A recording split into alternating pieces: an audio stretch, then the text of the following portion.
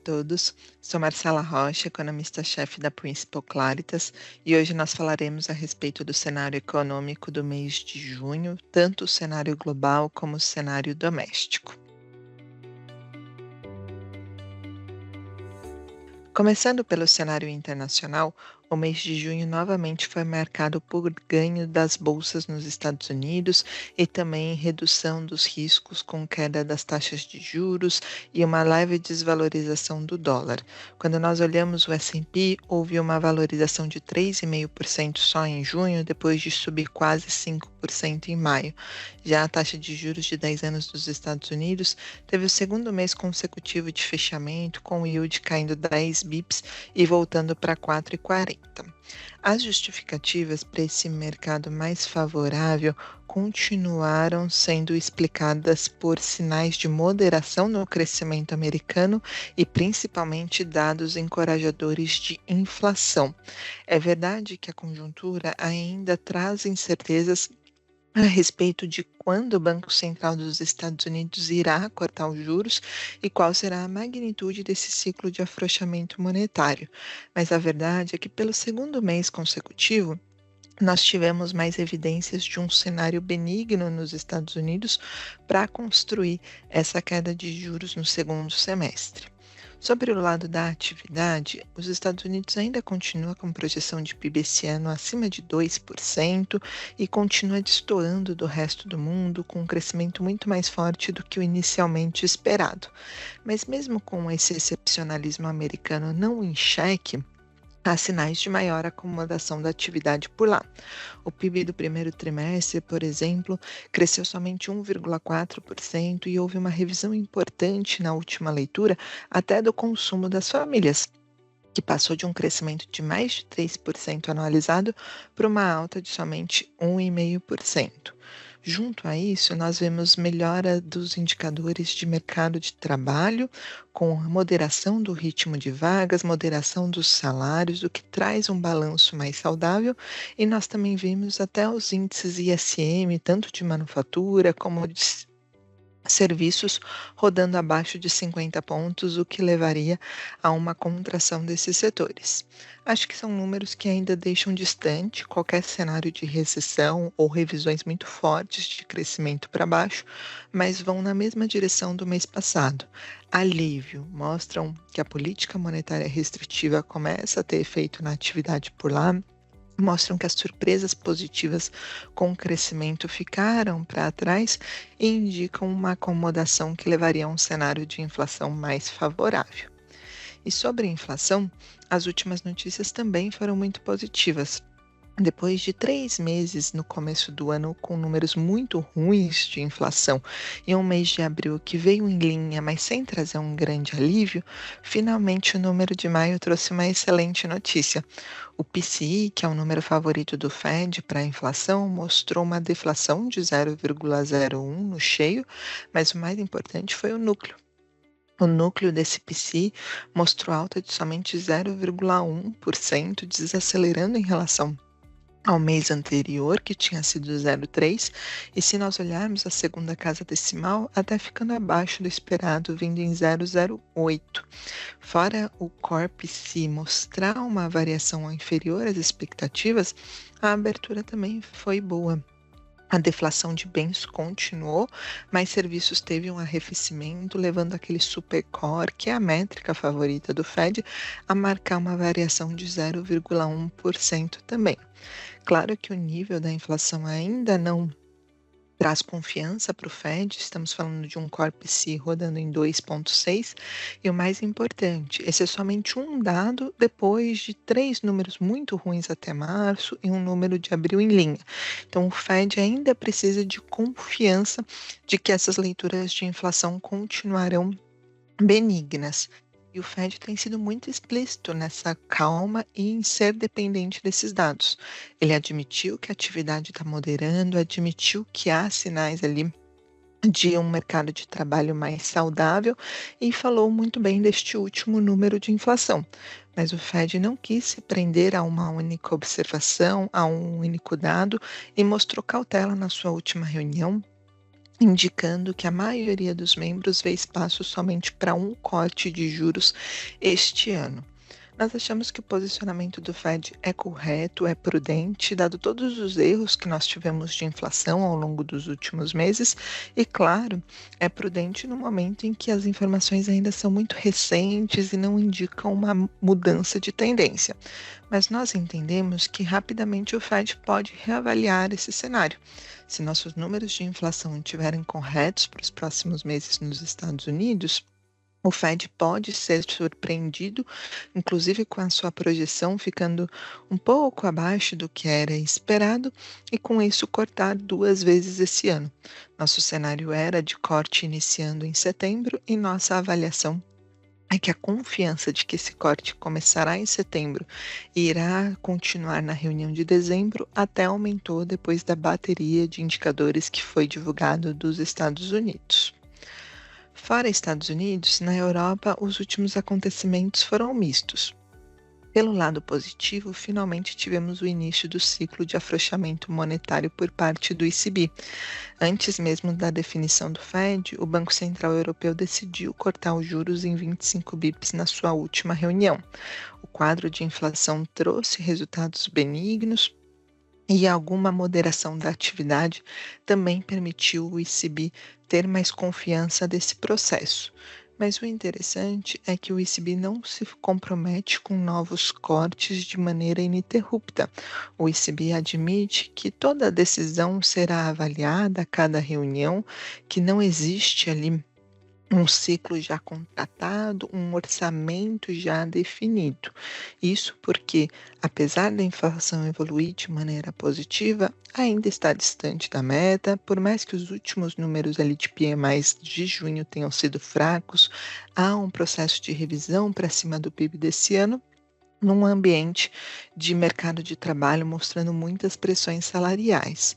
Então, há um início de um ciclo de cortes, mas um ciclo ainda muito dependente também dos dados. A nossa avaliação é que o ECB, com essa estratégia, consegue ganhar credibilidade, consegue não se apegar a indicadores e a não colocar todas as reuniões ali como obrigatórias para corte, mas nós avaliamos que a janela para o ECB afrouxar a política monetária existe. Então, nós também temos convicções que mais 2 cortes vão ocorrer até o final do ano por lá, em setembro e em dezembro também. Achamos que a inflação, apesar de volátil, e a atividade também irão permitir o ECB cortar mais. Só que apesar desses desenvolvimentos positivos de política monetária, a gente não pode esquecer o ruído fiscal vindo da Europa. Nós tivemos ali eleições parlamentares na zona do euro e vimos o crescimento de partidos ali de direita na França que levaram a um acionamento de uma eleição legislativa antes do esperado pelo presidente Macron. Essa eleição ainda não foi definida, ainda irá para o segundo turno, que ocorre no início de julho, mas o que nós vemos com os resultados do primeiro turno é que nós teremos ali um processo político na Europa, na França, de coabitação. O Partido da Reunião Nacional deve ter maioria no Congresso, não é a maioria absoluta para conseguir implementar a sua agenda em plenitude, mas terão mais de 200 votos ali, cadeiras no parlamento francês, e com uma vantagem tão expressiva devem trazer alterações ali no cenário de França. A França já tem uma situação fiscal delicada, desconfortável e que vem piorando ao longo dos últimos anos, com esse parlamento mostrando essa eleição mais dividida, com a direita ganhando mais força, no momento em que o presidente da República, Macron, é de um partido distinto, isso deve trazer ainda mais dúvidas a respeito da dinâmica fiscal por lá. Por hora, a gente acha que esse fator de eleições na França não alteram ainda os rumos da política monetária, mas é importante nós avaliarmos como serão as discussões sobre essas ações fiscais por lá. Já na China, o ambiente permanece ali em compasso de espera para a gente entender quais são os impactos recentes das medidas anunciadas pelo governo, principalmente no setor imobiliário. O governo vem colocando várias medidas em implementação, flexibilizando regras de pagamentos, reduzindo juros, reduzindo o down payment para compra de casas, tudo isso para tentar reativar esse setor que é uma mola muito importante de crescimento da economia chinesa. Esses impactos ainda não são claros e quando a gente olha os dados à disposição desde junho, a gente vê que as informações ainda são mistas. O PIB do primeiro trimestre teve um desempenho melhor do que o esperado, mas os PMIs de junho mostram um arrefecimento, principalmente com a manufatura em contração. Acho que isso ainda não muda a nossa projeção de PIB da China esse ano ao redor de 5,2, mas traz aquela cautela. Afinal, a gente já tinha dificuldades de ver um crescimento sustentável por conta de dúvidas no setor imobiliário, questões estruturais de mercado de trabalho e regulação excessiva. Quando os dados perdem tração no momento em que havia ainda expectativa de que esses estímulos iriam funcionar, isso traz dúvidas se a economia chinesa alcançará essa meta. Mas fora isso, a gente não pode esquecer os riscos geopolíticos que devem se acentuar ao longo do segundo semestre com a eleição nos Estados Unidos. Nesse cenário global, portanto, nós achamos que houve um alívio ao longo do último mês com os dados construtivos de inflação nos Estados Unidos e sinais de desaceleração da atividade. Na nossa avaliação, o Fed ainda não se compromete com o momento desse corte de maneira correta, mas se o cenário continuar migrando assim nas próximas semanas, a convicção no corte começando em setembro tende a crescer. Só que enquanto nós aguardamos esse desdobramento, que é o mais importante do cenário global de política monetária nos Estados Unidos, existem outros fatores de risco que começam a ganhar importância no cenário. Eu falei muito a respeito da eleição na França, mas a eleição dos Estados Unidos deve tomar aí muito mais importância de discussão e de impacto para os mercados ao longo das próximas semanas. Apesar do pleito ocorrer só em novembro, as definições com debate presidencial, discussões se candidaturas vão ser alteradas e como as pesquisas vão evoluir, devem trazer maior volatilidade para os ativos e até levantar dúvidas a respeito de como esse impacto do corte do Fed beneficia países emergentes, como o caso do Brasil, se nós temos uma eleição nos Estados Unidos podendo ser definida antes, com uma vitória eventual do Trump mais certa. Em relação ao cenário de Brasil, a gente teve um desempenho misto dos ativos de risco aqui no mês de junho. O índice Ibovespa, ele conseguiu acompanhar essa melhora lá fora e conseguiu se beneficiar das altas de commodities com valorização de 1,5% em junho. Isso ainda não é suficiente para anular as perdas do Ibovespa no primeiro semestre, mas mostrou um respiro ali do nosso índice, a despeito de uma piora com o sentimento local. Por conta de dúvidas sobre a condução da política monetária e um cenário de muito maior incerteza fiscal, nós tivemos uma performance muito negativa do real e das taxas de juros no mês de junho. O real teve uma desvalorização de mais de 6% em junho, o sexto mês consecutivo, ou seja, todos os meses de 2024, com perda, chegando a um patamar de 5,56. Fora isso, a curva de juros aqui no Brasil passou a trabalhar com possibilidade de alta da taxa Selic até o final deste ano. E o que explica essa deterioração do cenário Brasil? Pelo lado da política monetária, nós tivemos dois eventos que ajudariam a reduzir as incertezas. O primeiro evento era a tão aguardada reunião do Copom de junho. Essa reunião já era esperada a manutenção da Selic em 10,5%. Essa manutenção interrompeu um ciclo de 7 reuniões seguidas de cortes que tinha começado lá em agosto do ano passado, mas já era esperado por conta do cenário global ainda incerto, por conta da atividade que está resiliente no Brasil, expectativas desancoradas e, claro, piora das condições financeiras. Só que se essa decisão já era esperada, a maior dúvida ficava por conta do placar da reunião do Copom. Afinal, na outra decisão, houve aquele dissenso, aquela decisão que foi dividida e que trouxe muitas dúvidas a respeito da condução da política monetária e tinha desencadeado uma nova rodada de deterioração das expectativas. Dessa vez, contudo, não houve surpresas e o comitê teve uma decisão unânime de colocar fim ao ciclo de corte de juros. Só que, além da decisão ser unânime, a comunicação foi muito coerente do Banco Central. Nós não vimos ali, nem no comunicado, nem na ata, e nem em declarações posteriores, nenhum tipo de deslize de outros membros. Todos os membros mostraram desconforto com as expectativas de inflação, com um balanço de riscos ainda simétrico e colocaram até dúvidas a respeito dos próximos passos. É verdade que o Banco Central coloca em sua comunicação um cenário alternativo com a Selic parada em 10,5% e mostra que nesse cenário alternativo, a inflação do ano que vem, que é o horizonte relevante dele, estaria ao redor da meta em 3,1%.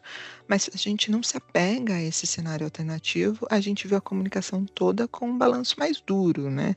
O Banco Central não indica próximos passos, o Banco Central fala em vigilância, fala em ajustes eventuais futuros dos juros, mostra desconforto na ata com esse balanço ainda assimétrico, falando que isso pode piorar na próxima reunião, e ele revisa o hiato dele, o juro real neutro dele. Então, para nós, a comunicação do Banco Central também foi acertada, unânime, dura, indicando que por hora não discute uma alta, mas que todas as possibilidades estão na mesa, tamanho a incerteza do cenário. Só que além dessa decisão do Copom correta, a gente também teve uma melhora por conta do decreto da meta de inflação. Depois de quase um ano de anunciarem que o Brasil teria um sistema de metas de inflação contínua, o decreto foi divulgado somente no último mês. Esse era um ponto sempre de dúvidas no cenário, se esse decreto poderia trazer alguma surpresa em relação ao sistema de metas ou se poderia, de alguma maneira, trazer mudanças na forma de condução da política monetária. Mas acabou que houve um alívio.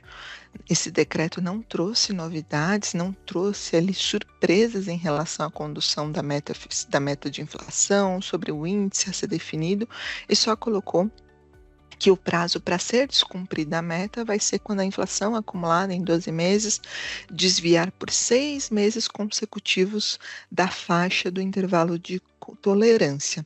Isso para a gente foi um avanço importante e reduziu também os riscos.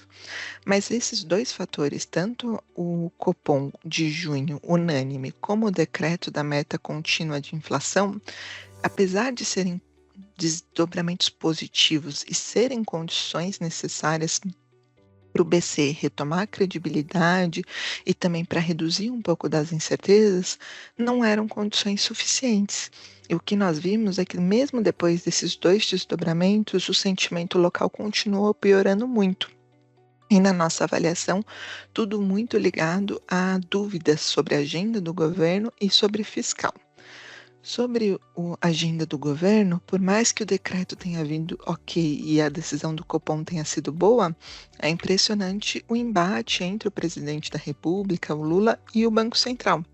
O presidente continua atacando a autonomia da instituição, continua criticando o patamar de juros estável em 10,5, o que nada ajuda a esses ganhos que eu comentei. Só que o mais importante foram as dúvidas que ele trouxe sobre o fiscal.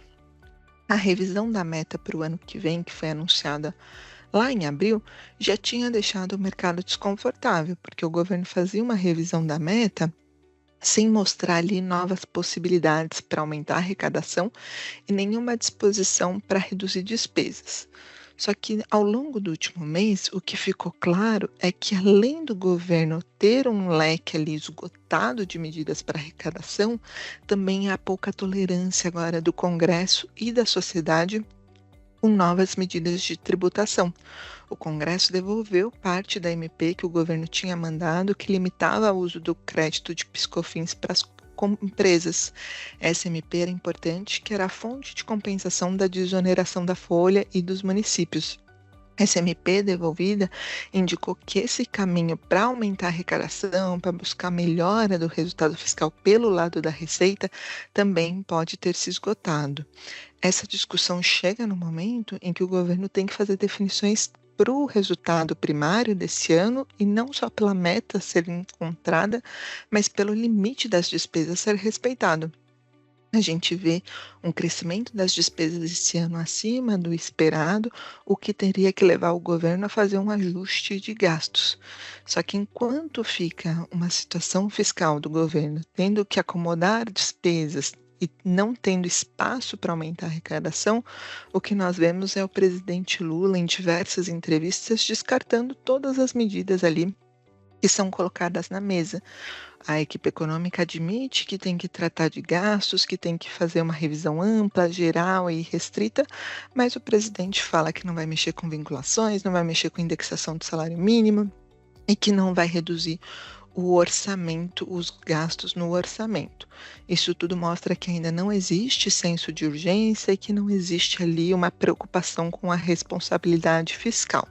Na nossa avaliação, foram esses riscos que trouxeram essa piora do sentimento local, mas para nós, essas dúvidas deverão logo ser sanadas. E a gente terá um teste importante. Em julho, o governo tem um relatório de avaliação bimestral das receitas e despesas, em agosto, a definição do orçamento de 2025. Nesses dois testes, o governo terá que mostrar algum compromisso com bloqueio de gastos e elaboração de um orçamento crível. Se isso não ocorrer, essa piora do sentimento local vai continuar e vai ter rápidas consequências. Além do câmbio continuar depreciando, nós teríamos ali discussões claras sobre aumento de taxa de juros e, inevitavelmente, revisões para baixo de crescimento. Não só por conta do aperto de condições financeiras, por conta de um juros maior, mas também por conta de toda essa incerteza colocada. Então, é um cenário ainda muito incerto, muito nebuloso, mas nós avaliamos que ao longo das próximas semanas esse senso de responsabilidade deveria ser de alguma maneira melhor comunicado ao mercado. As declarações deveriam ficar menos constantes, menos colocadas como cheque para a política fiscal e algumas ações de pente fino para despesas e principalmente algum aporte de contingenciamento, de bloqueio de gastos em julho deveria ser anunciado. Caso isso não ocorra, um cenário adverso, bem negativo, deveria ser voltado a discutir e colocado nas probabilidades. Por fim, enquanto toda essa incerteza com o sentimento local continua, se a gente olha o pano de fundo dos indicadores brasileiros, continua positivo em termos de crescimento econômico, mesmo com as dúvidas sobre a calamidade lá no Rio Grande do Sul. Nós vemos o balanço ali dos últimos números positivos. A produção industrial de maio mostrou que o impacto das enchentes foi menor do que o esperado. Agora, o mais importante é que o mercado de trabalho continua surpreendendo para cima. Então, a gente segue confortável com a projeção de PIB esse ano de 2,1. Pelo lado da inflação, a gente já tinha levado o IPCA para um patamar mais próximo de 4% esse ano e continua. Mas a boa notícia é que os últimos dados do IPCA vieram abaixo do esperado e os núcleos, apesar de não surpreenderem para baixo, mostraram continuidade de um processo de desinflação. Só que a verdade é que todas essas boas notícias de inflação são completamente anuladas ali por conta da deterioração das expectativas e por conta da depreciação do câmbio. Então, mesmo com um crescimento melhor do que esperado e inflação corrente ainda benigna, todas essas tensões estarão voltadas para o fiscal. O mês de julho é extremamente importante para nós vermos se há um recuo do governo, se há um senso de responsabilidade maior e se há um anúncio de contingenciamento e bloqueio de gastos.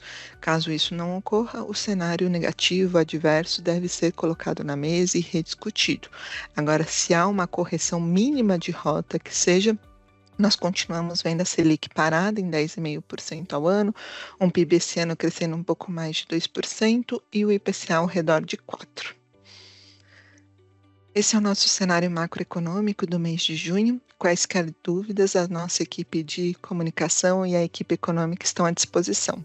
Obrigada a todos e até o próximo mês.